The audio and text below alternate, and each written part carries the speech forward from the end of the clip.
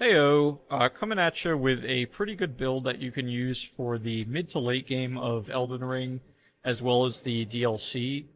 Um, I can see there's a market for it based on the bloodstains here. So if you're looking for a really cool build that'll help you out with, honestly, also the early to mid game. Um, this is the build guide for you. I'll try not to spoil anything or as much as I have control over spoiling here, but I won't show you. I'll try not to show you any really revealing stuff from the DLC. Really good thing about this build is it doesn't require pretty much any items or weapons from the DLC. Now, with that being said, let's get into it. I mean, obviously you can see we're dual wielding two giant swords here. These are two great swords called the Flaymore, which is this one right here, and the Clamberge. And I'll put up some information about those. Really, really good weapons. They have great scaling for great swords, and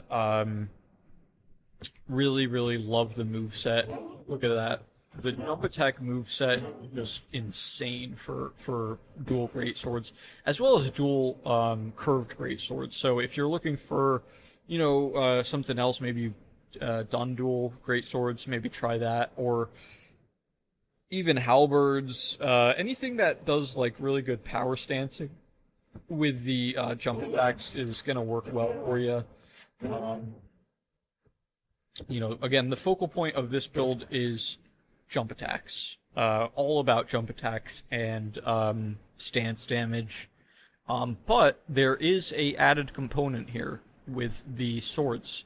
You'll see that we actually have the blood affinity on the Claymore and the cold affinity on the Clamberge, which, if you're looking at these numbers and you know what they mean, yeah, exactly. So, Blood Claymore is going to be giving you 115 blood loss buildup, really insane. And Cold Clamberge is going to be adding to that blood loss buildup another 50, so 165 blood loss buildup if you're using both swords, and then 127 frost buildup on the Clamberge, which is really great. Obviously, so blood loss and frost, if you're kind of new to the game, are really, really probably the best status effects or affinities. I mean, in the game,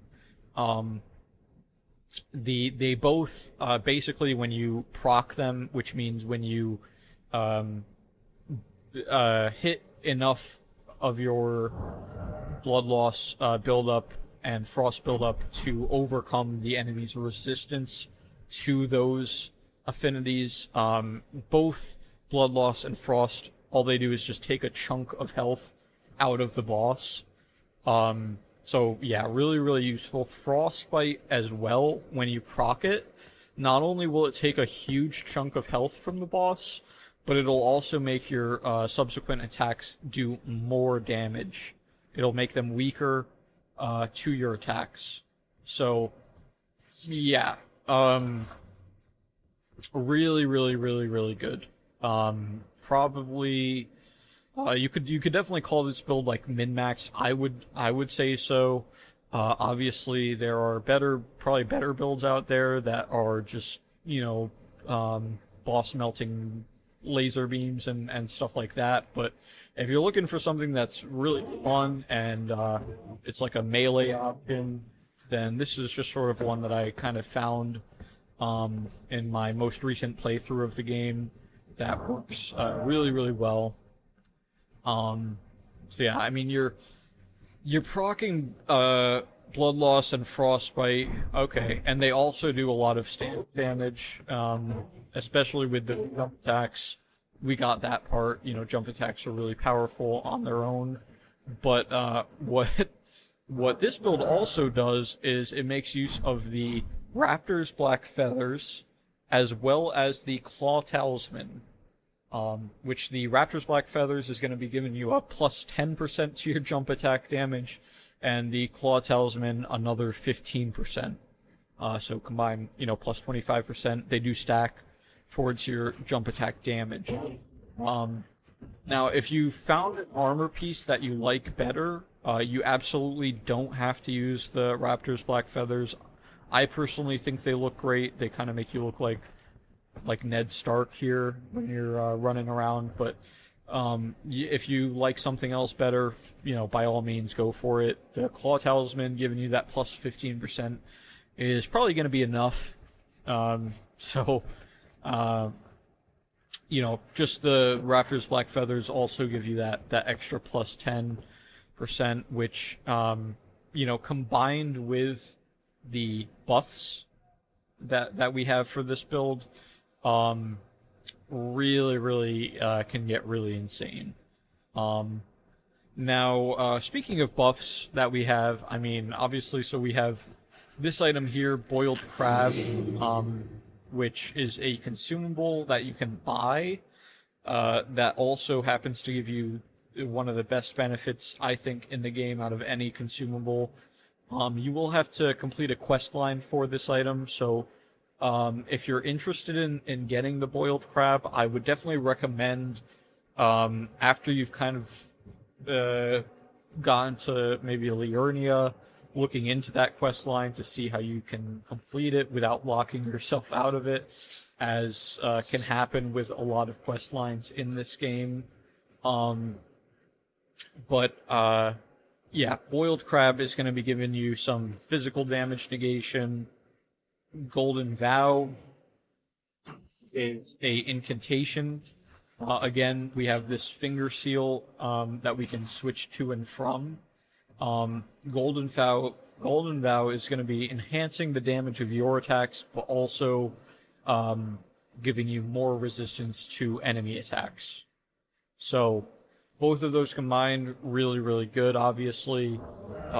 We can also look into the Flask here, which we have the Opaline Hard tier in our Flask, as well as I'll also just say we also have the Stone Barb Crack tier, which I think pairs really nicely. It makes stance break easier,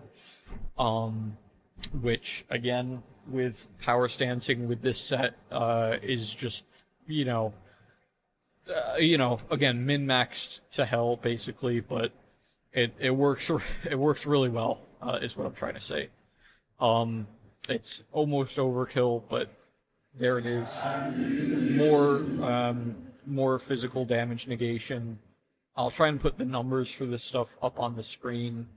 But yeah, those are all of our sort of like buffs that we want to use.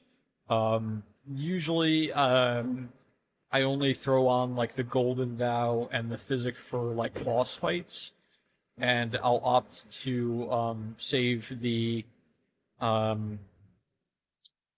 save those for boss fights. But generally speaking, if I'm just going through a level, it doesn't hurt to just throw on a Boiled Crab and just have that sort of passive buff. It can definitely end up saving you, maybe. Yeah, and really that's it as far as the equipment goes. Except for, of course, Talismans, which either you can use your +1 your base Green Turtle Talisman, or the +1 variant. Just the Talisman. Any Talisman that increases stamina is probably pretty good, right? You want to be kind of recharging that as fast as possible, usually. So I really recommend the Turtle Talismans. Just kind of a no-brainer. The Crimson Seed, either the regular or the +1 variant. What that's going to do is make your flasks more effective. So when you go to heal, it's just going to be healing more than if you didn't have that talisman on. This one is kind of like less important. You could throw on something else, like maybe you're fighting like a fire damage boss, you throw on your Flame Drake, +1, +2, or +3. You get these throughout the game, so just go for the best one that you have. You know, but I prefer putting the Crimson Seed Talisman on there just for, you know, going through the game regularly. If I'm going against a boss with fire damage, again, I'll put on something like this. Or if it's any sort of elemental damage and you're struggling with that boss, find the talisman for it. There are talismans that reduce the damage received for pretty much every elemental attack that you can think of. So, yeah, if you're really struggling, throw on a talisman. It might be the difference. Most important is obviously the claw talisman. Like I said, enhancing the jump attacks. And finally, we have the Dragon Crest Great Shield Talisman, which you won't be able to get this immediately, but there are other Dragon Crest Shield Talismans that you can get throughout the early to mid game, and this again boosts physical damage negation.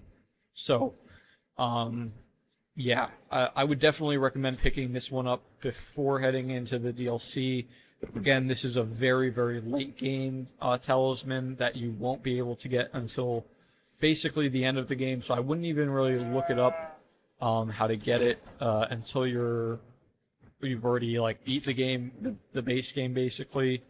But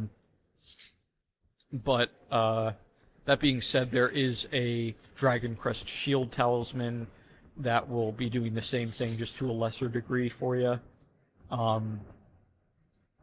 So yeah, boosting our physical damage negation once again, and enhancing the stamina recovery speed, boosting our jump attacks, and just making our flasks better.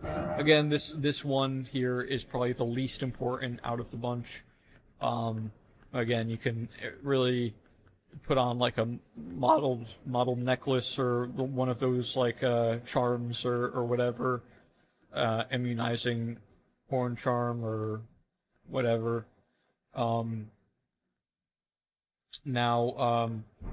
Yeah, so that kind of goes over like all of the different like equipment that you're gonna want to use for this build. In summary, and again, I try not to show any actual like boss fights here, but I'll show you a little bit of clearing out like a level with this set, just to show you how that might work. So we'll go to we'll go to Gatefront here. The first level, if you're playing the game, that you'll likely run into. Now, obviously, I'm leveled really high at 171, which you won't be in the early to mid game. This is going to look a lot easier than it might look like just when you're starting out here. You can see these jump attacks really do work. Now, one thing that you can do is with this weapon art, is really good at, and again, I'm taking no damage because of my level and a lot of other things, but the Bloody Slash can be really good for crowd control. Like you saw there, I think I hit like 3 of them at once, which is usually what I use the weapon art for. Now, do note, like, if you look in the top left, you'll see whenever you use Bloody Slash, it is going to be taking a chunk out of your health bar. So just keep that in mind, and you'll be fine. Spirit summons. Oh, okay, I guess, yeah. Let's get into spirit summons. Obviously, there's always Mimic tier, if you've gotten to that point. Mimic tier is very, very good and very, very useful. if I am really, really struggling, what I'll do is bust out these Great Shield Soldiers, and see if they'll help me. Giant Rats, also a good shout out. Probably the two spirit summons that I use most are Giant Rats and the Great Shield Boys. The Great Shield Boys will also be proccing Frostbite, so they can be really useful. I believe these Giant Rats here will proc Bleed. Yeah, so Spirit Summons, honestly, just use whatever you like. If there's like a cool Spirit Ash that you just really like, and you like how they work, like let's see, Vanished Knight Oleg is really good. Stormhawk Dean is actually a really good shout out, because Stormhawk Dean will passively boost your will do this like roar thing, which gives you like a, I think like 20 or 30-second boost to your damage output and damage negation and stuff like that. So really, you have a lot of options for really good Ashes of War. Pretty much anything you pick will be useful. I mean, honestly, with this build, you probably don't even need Ashes. Again, like, I really rarely will you see me pulling out the Great Shield Boys, because honestly, sometimes I feel like they can trivialize boss fights to some extent. But hey, well, thanks for watching. I decided to cut it there because I was just kind of like rambling on. But yeah, thanks for watching. You know, there are a lot of builds out there, so just kind of find the one that works best for you. This is the one that I found works best for me. So yeah, if you like the video, feel free to leave a comment, like, subscribe, do all the YouTube things. Helps with the algorithm and whatnot. And yeah, thanks for watching. You'll be crushing Moog in no time, trust me.